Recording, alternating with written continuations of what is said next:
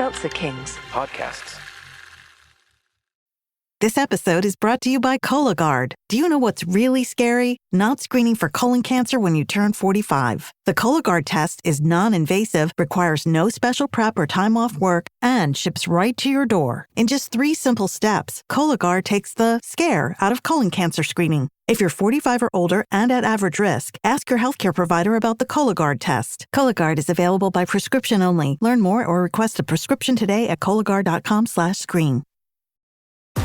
Baseball is back, and the first pitch is on Netflix. The New York Yankees, led by 7-time All-Star Aaron Judge, head to the San Francisco Bay to take on Rafael Devers' San Francisco Giants. This season kicks off with one exclusive opening night game. Watch MLB Opening Night, the New York Yankees versus the San Francisco Giants, live on Netflix. Wednesday, March 25th at 8 p.m. Eastern, 5 p.m. Pacific.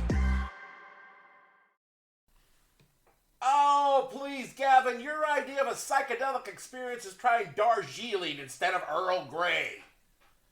Ass.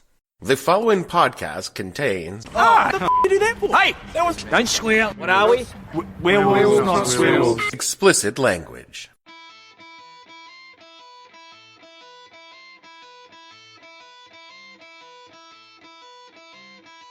Hello and welcome to the podcast that asks a simple question.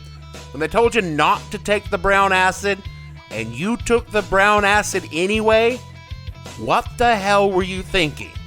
I'm your host, Dave Bledsoe, and this is episode 521. I trip, ergot I am, where we talk about what really made rock and roll so cool in the 1960s. Lysergic acid diethylamide. Stay tuned. The What the Hell Are You Thinking podcast is brought to you by the little dudes that live in the wall, who want you to know we're not real. Us little dudes understand you spent the last 3 hours in what you thought was a life-changing conversation with us. We explain the interconnected nature of everything and where you fit in the grand scheme of the universe, but you need to understand this. You're tripping balls right now. When you took that second tab because you thought the first one wasn't working, you took way too much acid, my dude, and right now, you are extremely high. That's okay, my man. Things are going to be fine, but you need to work with us as we help you help yourself. So drink a nice big glass of water, maybe have a light snack, and take a nap. And when you wake up, we will be gone, and you won't be high anymore. We appreciate your interest again, but again, we're not real. Hello? Hello? Yeah? Hello, Peter? Is this the president? Yes, it is. Do you have a question for the president? I took some acid. I'm afraid to leave my apartment and I can't wear any clothes. And the ceiling is dripping, and, Well, thank you very much for calling, sir. Please, No, just a minute, Walter. This guy's in trouble. I think I better try to talk him down. Peter? Yeah. Peter, what did the acid look like? They were these little orange pills. Were they barrel-shaped? Yes. Okay, right. You did some orange sunshine, Peter. Very good of you to know that, this sir. How long ago did you take it, Peter? I don't know. I can't read my watch. All right, Peter, now just listen. Everything's going to be fine. You're very high right now. You'll probably be that way for about 5 more hours. Try taking some vitamin B complex, or vitamin C complex. If you have a beer, go ahead and drink it. Okay. Just remember, you're a living organism on this planet, and you're very safe. You've just taken a heavy drug. Now, Right. just relax, stay inside, and listen to some music, okay? Yeah. Do you have any Allman Brothers? Yeah, I do, sir. Everything's okay, huh, Jimmy? It sure is, Peter. You know, I'm against drug use myself, but I'm not going to lay that on you right now. Just mellow out the best you can, okay? Okay. Okay. Well done, Mr. President. Bravo. It is pretty well established that I am a drinker. Dude, you are an alcoholic. Whatever. That's just a matter of opinion, okay? Now, that being said, I've done some drugs in my time. Fine. Good decision. Good decision. I mean, not a lot of drugs, weed mostly. Honestly, not a lot of that. This is not because I have anything against drugs. Indeed, I am quite pro-drugs. What an odd thing to say. Look, we live in a world that is literally crumbling at the seams. We appear to be on the brink of World War III, and the military is commanded by a senile pedophile. So anything that helps you make it through these times, I support. When you put it that way. Anyway, in my case, I missed my prime drug-taking years. My 20s were spent in various military situations, and the military, historically, takes a pretty dim view on recreational drugs. You can drink as much as you want. You definitely did. But God forbid you smoke a joint. And since the repercussions were so severe, I didn't take drugs during the years that I should have been taking drugs because they had the least impact on one's day-to-day life. Because when you're young and drop some good hallucinogens, it hits differently than you do when you're middle-aged. No one wants to see a 45-year-old tripping balls because when they do it, it's usually all about the granola. They're talking about, I had a metaphysical alteration of my consciousness. But when God spoke to me in the bathroom... Bullshit, Ted. You took a fistful of mushrooms at a men's retreat. You didn't elevate to a higher spiritual plane. You were high as fuck. And anyway, I certainly never did the hard drugs, cocaine, meth, heroin, not for any moral or ethical reasons, just because I was pretty sure that I would enjoy them entirely too much. Because when you enjoy booze as much as I do, anything that makes you feel better than booze is probably a little dangerous to dabble in. Now, if I live to make it in my 70s, fuck yeah, I'm trying all that shit. If I make it that long. Well, I find that highly unlikely. But okay. Maybe. Now, a lot of people lump LSD into the hard drug category, which just isn't right. And acid, it's just pot plus. I mean, it lasts longer, it's more intense, and sometimes you spend a day in a conversation with a sock that you put googly eyes on and named Carl, but it's not in the same ballpark as heroin or cocaine. But that doesn't stop many people from believing that it is. So, let's talk about LSD, the drug that made the 60s groovy and rock and roll trippy. But first... Damn it, Dave. We gotta talk about how tripping balls has influenced human civilization. Human beings have been getting high for pretty much as long as we've been around. There's circumstantial evidence that psychedelic substances were used by our human ancestors, and the archaeological evidence that they were used as far back as 9,000 years ago, when some ancient human got really toked up and drew some shrooms on a cave wall. How exactly this happened is not known, but all one has to do is use your imagination to know that it probably went something like this. This caveman, let's call him Nuke, was sent out to hunt and or gather for his tribe. But you see, Nuke was a lazy bastard. So, he sits down on a rock and watches some animals that he should be hunting and or gathering eat some kind of mushroom and then start acting really trippy. And Nuke says to himself, beats work. And scarfs one of those mushrooms down. 3 hours later, Nuke is standing in front of the clan talking about how he could see the fabric of the stars and hear the hum of the world around him, and all his primitive clanmates are like, It's with the ancestors! And they give unto Nuke their share of their food that Nuke will take and share with the ancestors. Nuke sobers up and he realizes the cause of this, he will never have to hunt and or gather ever again, so long as he can keep up this scam with the ancestors, and the earliest human religion is created. You know, you are a cynical bastard, you know that? Oh, I certainly do. Over the millennium, the vehicle for altering one's consciousness changed, depending largely on what mind-altering substance was donated to the place the religion was based. From the Australian ABC, quote, ancient Hindu texts known as the Rigveda described a drink known as soma that imbued those who ingested it with immortality.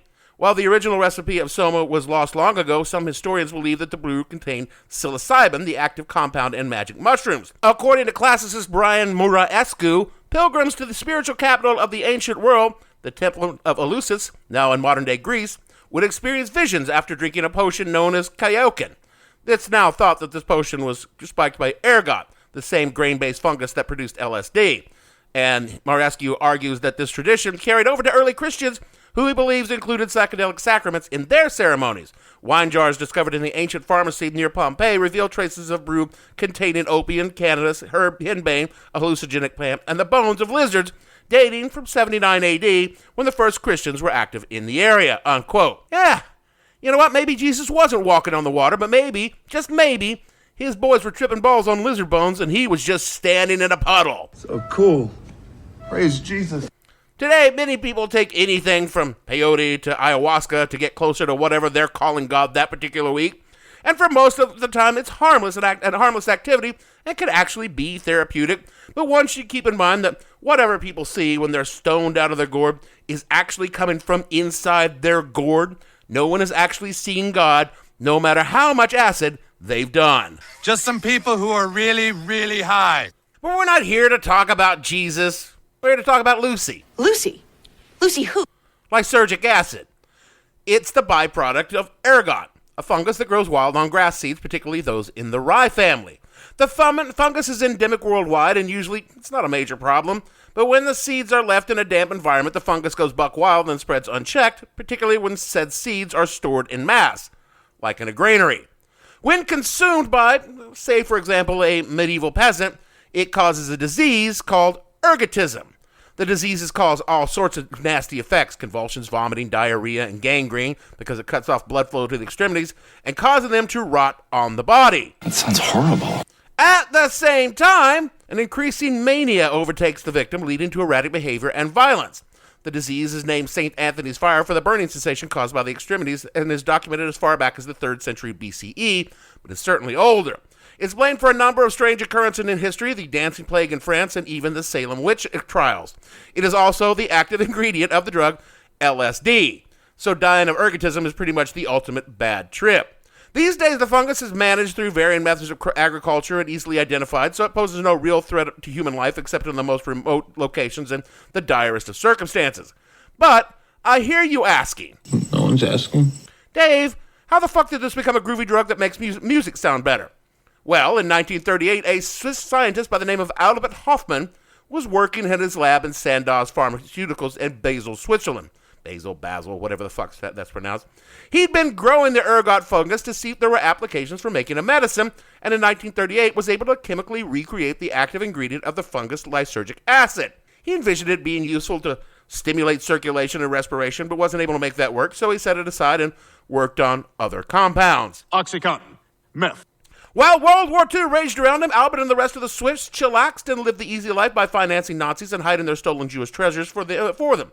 And in 1943, Albert went back to tinker with his earlier discovery, and on April 16th, he accidentally ingested some lysergic acid, becoming the first person in history to drop tabs and get groovy. He wrote in his journals, as quoted in Wikipedia, quote, "I was affected by a remarkable restlessness, combined with slight dizziness. At home, I lay down and sank into a not unpleasant, intoxicated-like condition characterized by extremely stimulated imagination in a dreamlike state with eyes closed. I found the daylight to be unpleasantly glaring. I perceived an uninterrupted stream of fantastic pictures, extraordinary shapes with intense kaleidoscope plays of colors. After about 2 hours, this condition faded away." Unquote. 3 days later, and what has come to be known as Bicycle Day, Albert experimented again with a larger dose of LSD, 250 micrograms. Gee, that sounds like a lot. Oh, it very much was. It's 10 times the dose commonly used to get fucked up on the streets. More from Wikipedia, quote, "Between 1 and 2 hours later, Hoffman experienced slow and gradual changes in his perception. He asked his lab assistant to escort him home. They made the journey by bicycle, ergo the Bicycle Day thing. Hoffman's condition rapidly deteriorated as he struggled with feelings of anxiety, alternating in his beliefs that the next-door neighbor was a malevolent witch, that he was going insane, and that LSD had poisoned him. When the house doctor arrived, however, he could detect no physical abnormalities save for a pair of widely dilated pupils. Hoffman was reassured, and soon his terror began to give way to a sense of good fortune and enjoyment, as he later wrote, quote, "Little by little I could begin to enjoy the unprecedented colors and plays of shapes that persisted behind my closed eyes. Kaleidoscopic, fantastic images surged in me, alternating, variegated, opening, then closing themselves in circles, spirals, exploding in colored fountains, rearranging, hybridizing themselves in a constant flux." Unquote. Anyone who's ever tripped on acid or any other hallucinogen is very familiar with what Albert was experiencing. Also, I guess when you think about it, probably those people dying of ergotism experienced it too, but I imagine they were too busy screaming at the time to enjoy it. Hoffman felt the drug would have benefits in psychotherapy, and he never considered the idea that people would use it recreationally, although he himself used the drug therapeutically for the rest of his life, taking it in small doses and evangelizing its use because, as quoted in Science History, quote, I see the true importance of LSD in the possibility of providing material aid to the mediation aimed at the mystical experience of a deeper, comprehensive reality. Such a use accords entirely with the essence of the working character of LSD as a sacred drug, unquote. Jesus Christ, have you ever heard of don't get high on your own supply? Hoffman's employer, Sandoz, manufactured and sold LSD not to crowds at a music festival, but as a prescription medication to doctors and researchers. The drug was quite popular. Between 1954 and 1959, Time magazine wrote as many as 9 articles on the drug lauding its beneficial nature and use in treating a variety of psychological issues. Many of the doctors prescribing the drug took it themselves to see firsthand what the effects were, and almost universally, their reaction was... That was fucking trippy. An American psychoanalyst wrote of his experience, quote, "Problems and strivings, the worries and frustration of everyday life vanished. In their place was a majestic, sunlit, heavenly inner quietude," unquote. It was administered to alcoholics who failed their rehab programs, and of those who took it, half of them, 50%, never drank again. No other drug or rehab program has anything close to that success rate. You should try it. Yeah, well, I like drinking too much. And today, it is used in low doses to treat post-traumatic stress disorder and other traumatic conditions with notable success. However, while some were exploring the beneficial effects of acid, others were looking at its potential uses in somewhat darker circumstances. The United States Army began dabbling in LSD as far back as 1948 in the Edgewood Arsenal experiments. And since they'd gone to all the trouble of bringing those Nazis back to the States, see episode number 518. That's a plug. The Army began testing everything that Germany had, from the Zyklon B nerve gas used in the camps to LSD, just to, just see what happens. On military volunteers. One guy in 1957 signed on for the easy duty and extra perks without any real idea of what he was getting into. And, speaking as a veteran, anytime the military promises you shit like that, oh, you're going to get all sorts of days off, you're going to get some extra money, we're going to feed you better. You hear that, you turn around and you run. You don't walk, you run, because you're about to get fucked. Where was I? Oh yeah, back to this guy. Quoting from a paper written on the experience that I found on Sage Journals, quote, "During the 3 weeks of testing new clothing, he was giving 2 or 3 water-sized glasses of liquid containing LSD to drink. Thereafter, he developed erratic behavior," imagine he did, "and even attempted suicide. He did not learn that he had received LSD as a human subject until 18 years later as the result of a congressional hearing in 1975, unquote. In that same article, other subjects did many odd things, like, quote, "And this is a variety of subjects that I've compiled all together, not one subject that had all this happen to, although there was probably that guy too. The subject stated that he once found himself in New York City, having apparently driven there in his car, being unable to remember any of the details on how or why he did so. Been there, dude. 1 year after the initial LSD exposure, the subject began to experience a series of episodes characterized by feelings of suspiciousness, withdrawal, and the idea that he was a super spy who had to keep important secrets. Subject stated that subsequent to his LSD exposure in 1958, he underwent a personality change, becoming much more aggressive. Periodic violent outbursts began to occur. Different subject. Subject received LSD on 3 separate occasions during the period from mid-1957 to 1958. After each LSD exposure, subject experienced sexual impotence that lasted 1 to 4 weeks in duration. Inhuman fucking monster. And I should say here that there is no evidence that the phenomenon of LSD or acid flashbacks actually exists. However, these people were not taking recreational doses of LSD.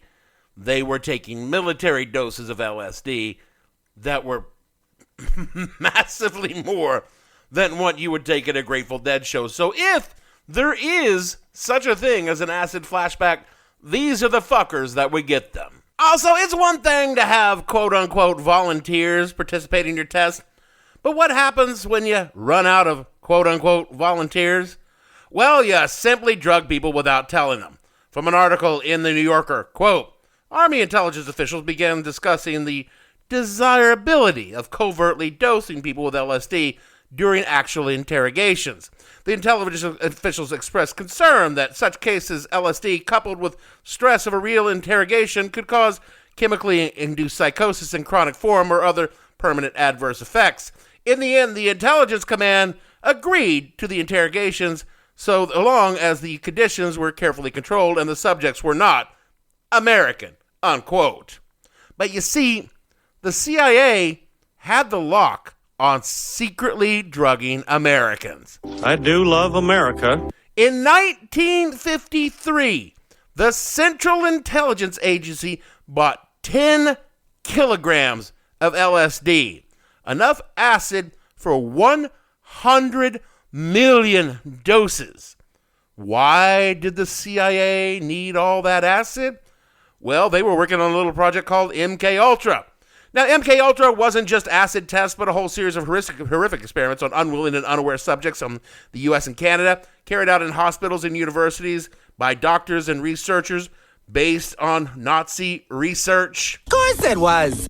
The agency wanted to see if it was possible to control someone's mind using physical and mental torture as well as drugs. And from 1953 through 1973, MK Ultra tried to aerosolize LSD to see if it could be used to drug a whole city. They ran illegal brothels where they dosed random men just to see what would happen. He couldn't get it up. Yeah, no shit. Have you ever been fucking tripping balls? You can't fuck while you're tripping balls. Then they drugged the Washington, D.C. dinner party where government employees suddenly found themselves talking to walls after trying the punch. MK Ultra is a whole series of shows by itself. I just wanted to make sure I included it in this episode along with Edgewood to let everyone know that it was not all just flowers and illusionary talking bunnies. While the Army and the CIA were using LSD to break a mind, a different group of people, a much groovier group of people, were experimenting on how LSD could open a mind. People like Aldous Huxley, famously the author of A Brave New World, were using hallucinogens to broaden their perception of their world. Huxley began with mescaline, but then he found LSD, and he liked what he found. Quoting from The Reader, an MIT blog, quote, "To be shaken from the ruts of ordinary perception, to be shown a few timeless hours, the outer and inner world, not as they appear to be an animal obsessed with survival or to a human obsessed with words and notions, but as they appear apprehended directly and unconditionally by mind at large. This is an experience of inestimable value to everyone, and especially to the intellectual." How groovy is this, man? Also, I don't know what Aldous Huxley sounds like, so I just went ahead and used that British accent. Al Hubbard, a quasi-inventor and all-around West Coast weirdo, was known as Captain Trips. Not the Stephen King Captain Trips, but the LSD Captain Trips. Although King probably knew about Captain Trips and, just borrowed the concept. He was called this because he introduced as many as 6,000 people to acid. R. Gordon Wasson was a vice president at J.P. Morgan, and he wrote articles, one of which was featured in Life magazine, extolling the virtues of dropping Sid and getting mellow. And he actually got Albert Hoffman to synthesize a chemical version of mushrooms. Sidney Cohen, a prominent psychiatrist, championed the medicinal use of the drug, though he remained vehemently against its recreational use. Narc! William Leonard Pickard was a genius who dropped out of college and still got a job working at the Department of Bacteriology and Immunology at UC Berkeley, all the while manufacturing and selling LSD, for which he would do multiple prison stints. But above them all was one name, a man who encouraged everyone to turn on, tune in, and drop out, and became a leading light of the counterculture. Dissident Dr. Timothy Leary. Timothy Francis Leary was a clinical psychologist at Harvard whose life is another one of those needs its own episode sort of person. But in short, after a distinguished career as an academic researcher in 1960, Leary took a bunch of shrooms in Mexico and experienced a life-altering event. Leary came back to Harvard and began a serious academic investigation of psychedelics and also evangelizing them to anyone who listened. Harvard fired him. This only encouraged Leary, who took his own advice and tuned in, turned on, and dropped out. After being booted out of Mexico, investigated police wherever he went, Leary, through the auspices of some wealthy benefactors who really liked acid, opened a kind of institute in Millbrook, New York, and a mansion where he could conduct his experiments, which consisted mostly of just dropping acid and listening to cool music. Leary wrote of them later in life, quote, "Yeah, man, we saw ourselves as like anthropologists from the 21st century, inhabiting a time module set somewhere in the dark ages of the 1960s on this, like space colony we were attempting. We were trying to create a new paganism and a new dedication to life as art and shit," unquote. You're stoned out of your mind, man. Larry developed a national following as a countercultural guru, and acolytes evangelized his message to the youth of America who listened attentively. He was so influential that Richard Nixon termed him the most dangerous man in America. Leary was investigated and arrested multiple times, but never for LSD for one very simple reason. It wasn't illegal at the time. And when it did become illegal, largely in a reaction to Leary's teachings, many less groovy LSD advocates blamed Leary for setting back researches in hallucinogens for decades, and they were probably right. The move to completely outlaw LSD began in the individual states, started in 1966 in California and Nevada. A wave of laws rippled across the nation, making any manufacture, possession, sale, or consumption of LSD a felony, along with drugs like heroin and cocaine. Dude, bummer. In 1968, LSD was classified as Schedule I drug, meaning it has no medicinal use and was illegal for all persons everywhere. This did not stop LSD from being made and used. The chemical formula is widely known, and any halfway competent chemist could obtain the precursors and mix up a batch. And we'll talk about some of those entrepreneurs next week. But the government widely blamed LSD for the whole angry youth protesting our war thing that was going on. Nixon was convinced that every hippie in America was hopped up on acid, and that was the only explanation why they wouldn't cut their hair, salute Old Glory, and sign up to die in Vietnam. Yes, that is clearly the only possible explanation. And it needs to be said that LSD can be a very dangerous drug. Like, every drug that exists. Tylenol can kill you, folks, and don't take it to stave off your hangover. It fucks up your liver worse than the booze alone. And while there's no science linking LSD to developing long-term mental problems, taking it when you already have mental health problems can aggravate them to the point where the user can do things like, kill a whole bunch of people and eat the liver of a human baby. Richard. See episode number 423 for details. Stupid plugs. The Manson family's massive acid consumption convinced relatively hot chicks that a grimy little small-town criminal gremlin was their master, and that killing in his name would be a great fucking idea. Now look, the instances of LSD actually being connected to murder are actually tiny compared to, say, alcohol, so tiny as to be basically non-existent, but the ones that do exist are quite memorable. I mean, everyone knows about the Manson family. Everyone knows about Richard Chase and Richard Ramirez. So, yeah, those guys liked a lot of acid. Dahmer also liked a lot of acid. So, it's been tarred by association, but it wasn't acid that made them do those things.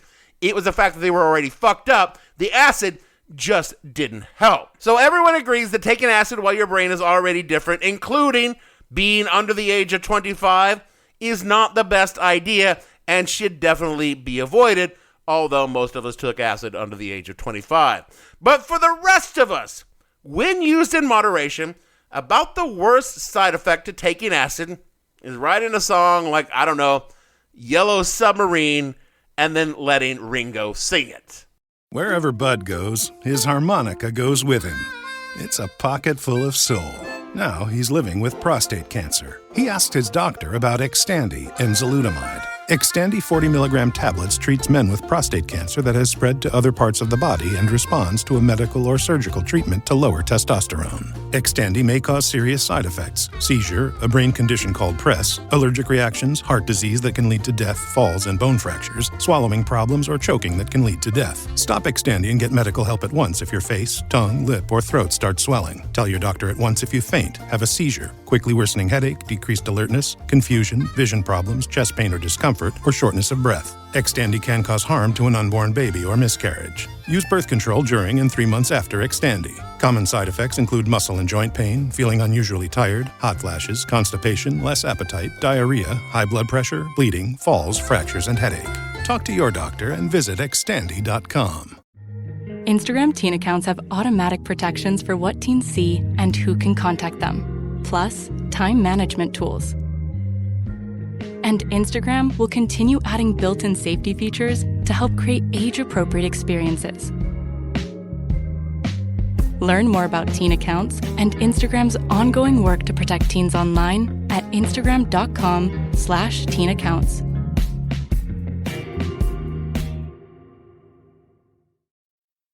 And that is where we will pick up next time when we explore the impact of LSD on the 60s counterculture in general and music in particular.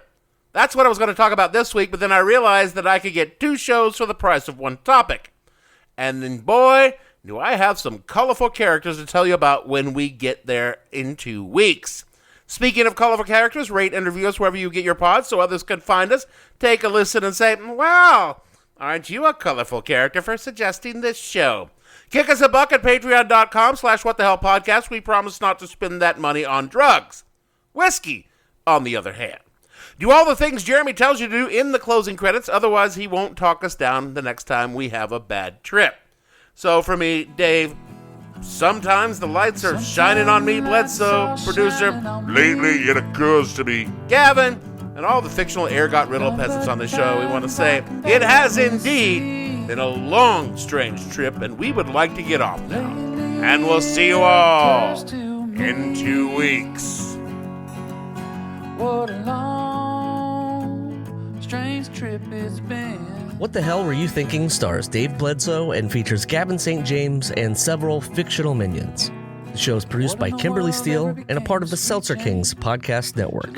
You can find more information on the show on their website, whatthehellpodcast.com, or on Facebook as What the Hell Podcast. Thanks for listening. I have no ending for this, so I take a small bow. I'm doing drugs. Listen to my goddamn Beatle albums. Seltzer Kings Podcasts.